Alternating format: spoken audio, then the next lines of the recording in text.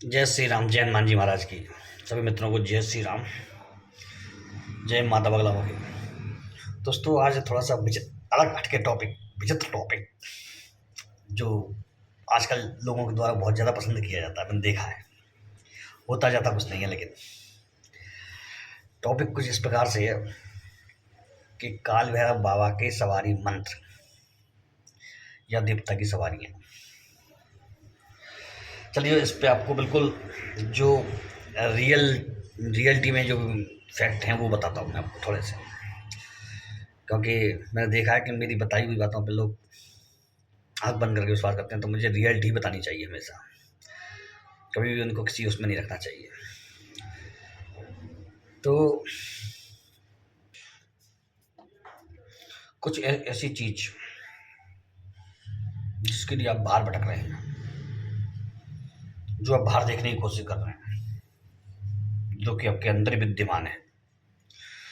लोग सुख प्राप्ति के लिए बाहर भटकते हैं, बाहर देखते हैं, कोई चीज करना चाहते हैं जिससे संपूर्ण सुख जीवन में मिले, लेकिन ये भटकाव है। इसको भटकाव क्यों कहा जाता है? क्योंकि आप गलत दिशा में जा रहे हैं, डायरेक्शन आपका सही नहीं है। जीवन में सब चीजें सर्वकालीन समय के लिए आपके अंदर विद्यमान है। जिस देवता को आप किसी मंदिर में खोज रहे हैं वो आपके अंदर विद्यमान है। जिस ऊर्जा को बाहर से आप लेना चाह रहे हैं वो आपके अंदर विद्यमान है। जिस अग्नि तत्वों को आप जगाना चाह रहे हैं वो आपके अंदर विद्यमान है। जो इस क्षेत्र में काफी समय से वो इन चीजों को बहुत बारीकी से जानते हैं। माजरा तो है लेकिन भटकना नहीं है।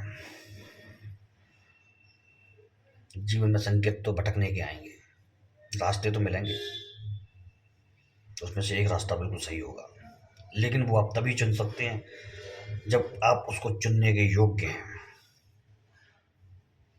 यदि आप पहले से भटक रहे हैं तो उस रास्ते को कभी नहीं चुन पाएंगे। इस जगह पर आपकी मदद करता है आपका मन,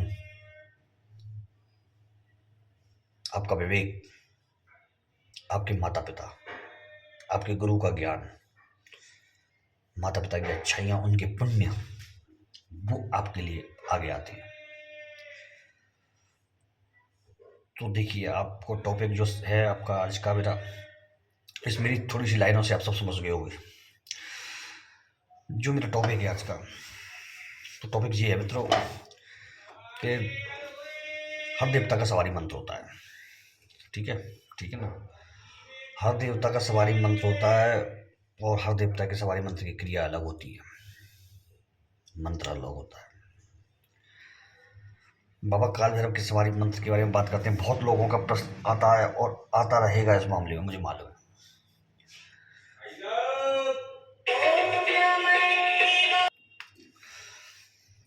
जो भैरव बाबा के सवारी मंत्र होते हैं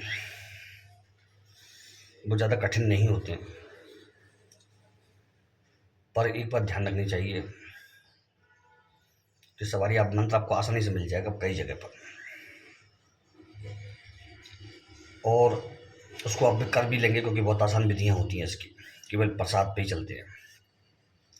लेकिन जो फैक्ट है मैं बता रहा हूँ कि सवारी मंत्र हजारों में से एक आधी व्यक्ति को सूटेबल होता है। वो किस लिए? अच्छे खासे भक्तों को भी सूट नहीं होता, मालूम है वो किस लिए? मालूम है? क्योंकि जो देवता की एनर्जी होती है, जो ऊर्जा होती है, एक सामान्य साधारण व्यक्ति उसको नहीं संभाल पाता है। मेरे जो जीवन में सैकड़ों लोग ऐसे देखे मैंने, इन पर सवारियाँ आती है, वो झूमते हैं, कई चीज़ें बताते हैं, आधी सही जाती हैं, आधी गलत जाती हैं, कई बिल्कुल सटीक बताते हैं। तो मैंने एक चीज़ उन सब में नोटिस की है कि सबके शरीर खराब हुए, सबको कोई ना कोई बीमारियाँ हुई, सबको कोई ना कोई परेशानी हुई ज़बरदस्त वाली, उनके खुद के जीवन में परेशानियाँ रहीं। तो फिर मैंने इसका निष्कर्ष ये चीज़ से निकाला कि इनका शरीर न तो उस ऊर्जा को झेलने के लायक था, जबकि वो सवारी में सीधे देवता की ऊर्जा नहीं आई थी, उनके गणों की ऊर्जा थी। उस ऊर्जा को भी वो शरीर नहीं झेल पाया और बीमारियों का घर बन गया। कई लोग ऐसे थे जो ढोंग विद्या भी करते थे, उसमें झूमते रहते थे, कुछ नहीं आता था उन पे, उछलना कूदना। जिन पे चीज़ें आती थी वो बहुत धीर गंभीर होते थे, खतरनाक भी हो जाते थे कई बार। जैसे मैं आपको एक अनुभव बताता हूँ जो रियल है। मैं किसी जगह गया हुआ था, माँ माता रानी का जागरण चल रहा था, जगराता। तो वहाँ सवारी आई थी काली की, माता काली की। उस समय पर उस समय पर उस लेडीज में जो सवारी आई थी, उस समय पर जितने लोगों ने उसको हाथ लगाया था, उस दिन के बाद से सबको परेशानी हुई थी कोई ना कोई। ये मुझे आज तक समझ में नहीं आया कि ऐसा क्यों हुआ था। और उसमें से परेशानी भी हुई थी, उसमें से एक आध दो व्यक्ति की मृत्यु भी हो चुकी है अभी तक। तगड़ी शक्ति होगी कोई, जो जिसको एक सामान्य व्यक्ति टच नहीं कर सकता है, वो उसकी ऊर्जा को नहीं झेल पाया होगा।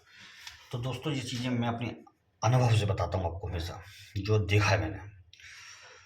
सवारी मंत्र लोग क्यों लेते हैं मालूम है? सवारी लेकर के दूसरों की बताने के लिए, दूध पूछा लेने के लिए, चीज़ें बताने के लिए। तो ये इतनी आसान नहीं होती जितनी लोग समझते हैं इसको। गण आ जाते हैं, बातें भी मालूम पड़ जाती हैं, लेकिन धीरे धीरे अंदर से शरीर खोखला होने लगता है, डाउन होने लगता है। सवारी मंत्र की ऊर्जा के लिए आपको सैकड़ों माला करनी होती हैं, जो नहीं कर पाते आप। कई नियम पालन करने होते हैं कठोरता से, वो नहीं कर पाते। सवारी के दिनों में कुछ दिनों से आगे, कुछ दिनों से पीछे तक ब्रह्मचर्य का पालन होता है, वो नहीं कर पाते। खान पान में बहुत नियम होते हैं, कुछ चीज़ें बिल्कुल नहीं खाई जाती हैं, वो भी खा लेते हैं। तो जब आप इतने चीज़ें पालन नहीं कर पाएंगे तो सवारी कोई मतलब की नहीं है, कोई मंत्र काम का नहीं है। थोड़ी देर सवारी बिल्कुल सही आएगी, उसके बाद मामला आपका बिगड़ने लग जाएगा। सवारी मंत्रों में बहुत तरह के मंत्र पाए जाते हैं, और जो काल भैरव का सवारी मंत्र है वो बहुत छोटा है, लेकिन सिंपल है, बढ़िया है। लेकिन सिंपल होने के साथ साथ इसमें नियम पालन बहुत होते हैं। मंत्र ज़्यादा कठिन नहीं होते, पर जैसे कि एक मंत्र आपको सिंपल बता रहा हूँ, एक लाइन काट करके। ओम नमो काली कंकाली महाकाली के पुत कंकाल भैरव, काल भैरव, चले आओ, बिना देखे चले आओ, टोक को काट को, रोग को काट को, सबको काट को, बाधा काट को, विघ्न काट को, चले आओ। बस एक लाइन और है, उसी में मंत्र पूरा हो जाता है। लेकिन मैं पूरा उसमें नहीं दूंगा, क्योंकि आप इसको आजमाने की कोशिश करेंगे तो आपको दिक्कत हो जाएगी, क्योंकि इस मंत्र से बहुतों को चीज़ें आई हैं और दिक्कत हुई है। दिक्कत क्यों हुई है? पालन कर नहीं पाएंगे नियम, चीज़ें संभाल नहीं पाएंगे, और ले लेंगे उस मंत्र को। देवी देवताओं के बारे में, जो सवारी के बारे में चीज़ें होती हैं, मैंने देखा है, यदि वो अच्छे किसी व्यक्ति में आती हैं तो वो बहुत कम आती हैं। मतलब बहुत जो पावरफुल शक्ति का वह चीज़ें करता है व्यक्ति, तो उसमें ये बहुत कम आती हैं। जिनके अंदर ऊर्जा सहने की शक्ति नहीं होती, उनके अंदर ये जल्दी आ जाती है, क्योंकि उनमें उनमें क्या है, वाइब्रेशन हो जाती है, जोश बन जाता है। मैं कितनी भी पूजा करने वाला हूँ, मैं कितनी भक्ति करने वाला हूँ, लेकिन मैं जानता हूँ कि मैं पापी मनुष्य हूँ। पापी इसलिए कि हाड़ मांस का शरीर है, गंदा शरीर है। तो मेरे अंदर आज तक कोई देवता की सवारी नहीं आई है, रियलिटी यही है। मैं अपनी रियलिटी को देख जोड़ करके ही दूसरी की रियलिटी देखता हूँ। बहुत भक्ति होती है लोगों में, बहुत भावना होती है, मैं उसको मानता हूँ, मुझसे भी, हमसे भी ज़्यादा।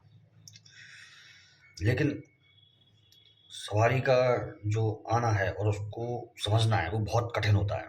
कई बार ऐसा हुआ है, देखने में जो आया है, देवता की सवारी के नाम पर कोई गंदी या मैली विद्या उस चीज़ की भेंट ले गई है, वहाँ पर आकर के बंधन लग नहीं पाया है सब चारों दिशा से। उस जगह पर जो वहाँ बुलाने के लिए जो बैठा था भगत, वो रोक लगाना जानता नहीं था। परफेक्ट रोक क्या लगती है गंदी चीज़ों के लिए।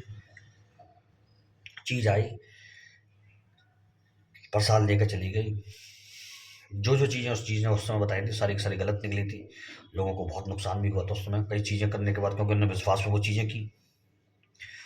तो ये बहुत पहले की बात है, 9 साल पहले की बात है।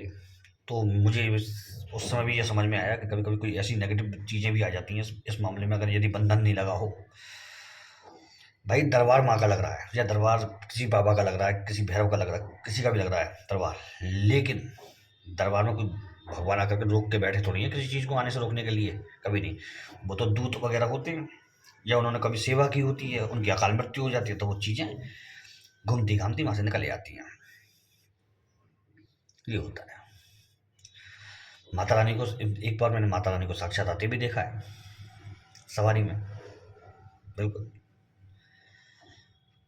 और एक छोटी सी 2-3 वर्ष की बालिका में आई थी वो, 2-3 वर्ष की।